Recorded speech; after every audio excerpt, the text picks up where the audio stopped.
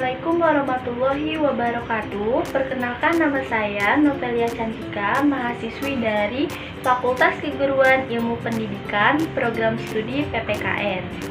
Dalam rangka untuk memenuhi tugas mata kuliah Sistem Hukum Indonesia, di sini saya akan membahas tentang Hukum Tata Negara Indonesia.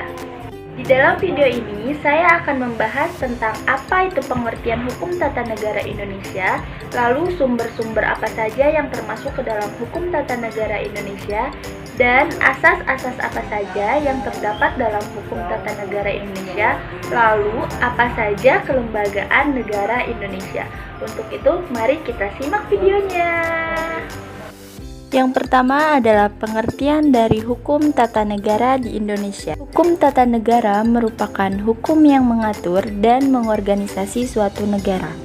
Hukum negara meliputi bentuk negara, lembaga negara beserta wewenangnya, bentuk pemerintahan, hubungan antar negara beserta wewenangnya, hubungan antar lembaga negara, hubungan pemerintah pusat dan pemerintah daerah, serta mengatur hak dan kewajiban warga negara.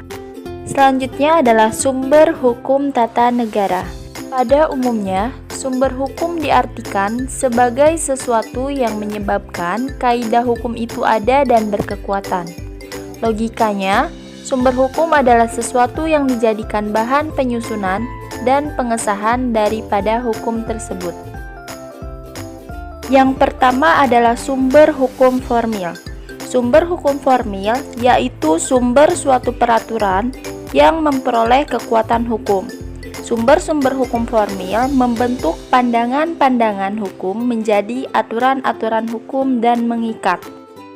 Sumber hukum dalam arti formil diantaranya: pertama, hukum perundang-undangan ketatanegaraan; kedua, hukum adat ketatanegaraan; ketiga, hukum kebiasaan atau konvensi ketatanegaraan; keempat, jurisprudensi ketatanegaraan; kelima, hukum perjanjian internasional atau biasa kita sebut traktat; dan yang terakhir adalah doktrin ketatanegaraan.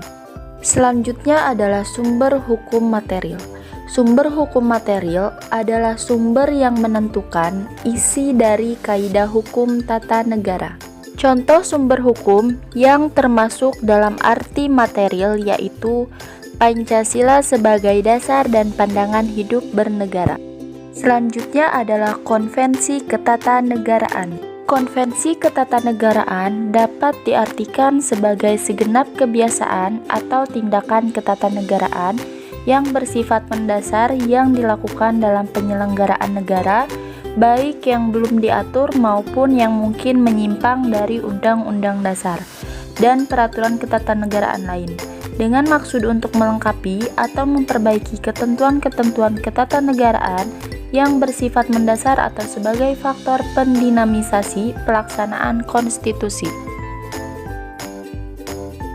Yang terakhir adalah hukum perjanjian internasional atau yang biasa kita sebut traktat.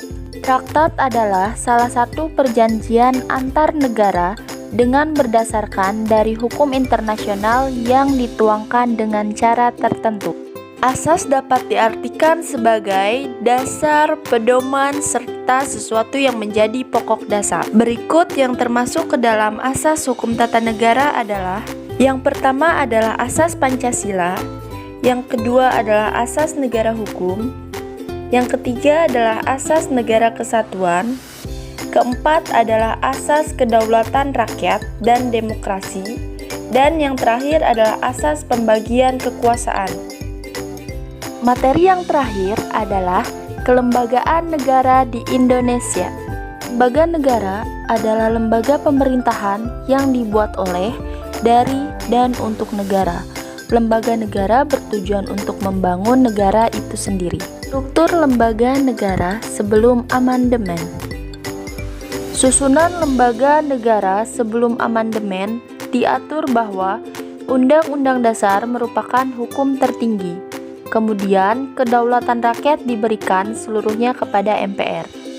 MPR mendistribusikan kekuasaannya kepada 5 lembaga tinggi yang sejajar kedudukannya, yaitu MA, Presiden, DPR, DPA, dan BPK. Struktur lembaga negara sesudah amandemen.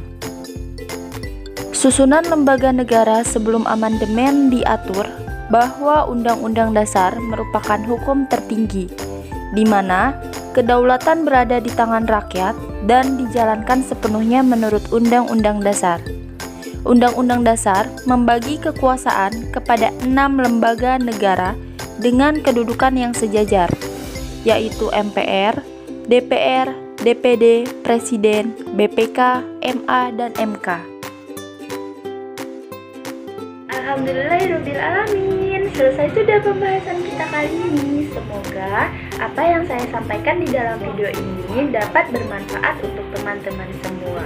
Tetap semangat, jangan lupa untuk mematuhi protokol kesehatan, memakai masker, menjaga jarak, dan mencuci tangan.